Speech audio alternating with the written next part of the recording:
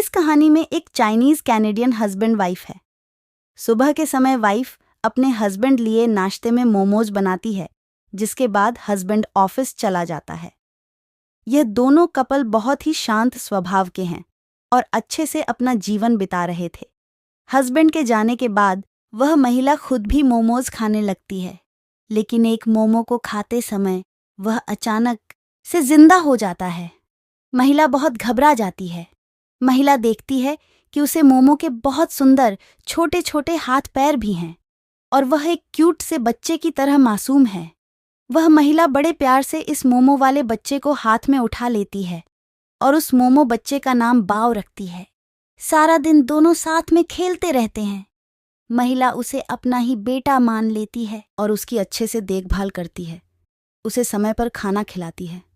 मोमो का शेप बार बार ठीक करती है, क्योंकि वह बहुत नाजुक था और उसका आकार बिगड़ जाता था। धीरे धीरे बाओ बड़ा होने लगता है। महिला उसे अपने साथ हर जगह लेकर जाती है। एक दिन वह उसे अपने साथ पार्क में योगा करने के लिए लेकर जाती है, लेकिन बाओ कुछ लड़कों के पास फुटबॉल खेलने पहुंच जाता है। फुटबॉल की चोट लगने पर बाओ का शेप बिगड़ जाता है और माँ उसे फुटबॉल खेलने से मना करती है। बाओ अब बहुत जिद्दी बच्चा बन चुका था, इसलिए वह बुरा मान जाता है। पूरा दिन बाओ अपने दोस्तों से फोन पर बात करता रहता है। उसे मनाने के लिए माँ उसकी पसंद का खाना बनाती है, लेकिन बाओ खाना नहीं खाता और दोस्तों के साथ चला जाता है। माँ बहुत नाराज हो जाती है और सारा खाना खुद ही खा जाती है। एक दिन बाओ अपनी वाइफ को लेकर घर आता है। बाओ की माँ को बहुत दुख पहुंचता है, क्योंकि बाओ ने अपनी माँ से पूछे बगैर शादी कर ली थी।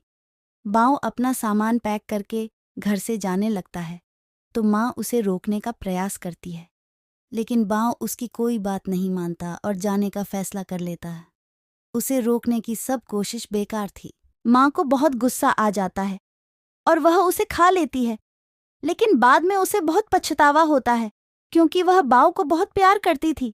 वह पूरी रात रोती रहती है। एक दिन वह सोकर उठी तो बाओ उसके घर आता है। बाओ अपनी माँ को सॉरी कहने आता है। दरअसल यह बाओ महिला का असली बेटा था, जिसका नाम भी बाओ था।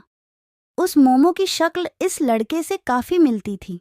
कुछ साल पहले यह लड़का अपने माँ बाप को छोड़कर चला गया था।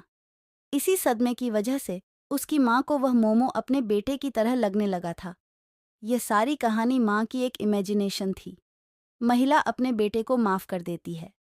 अब उनका परिवार पूरा हो चुका था।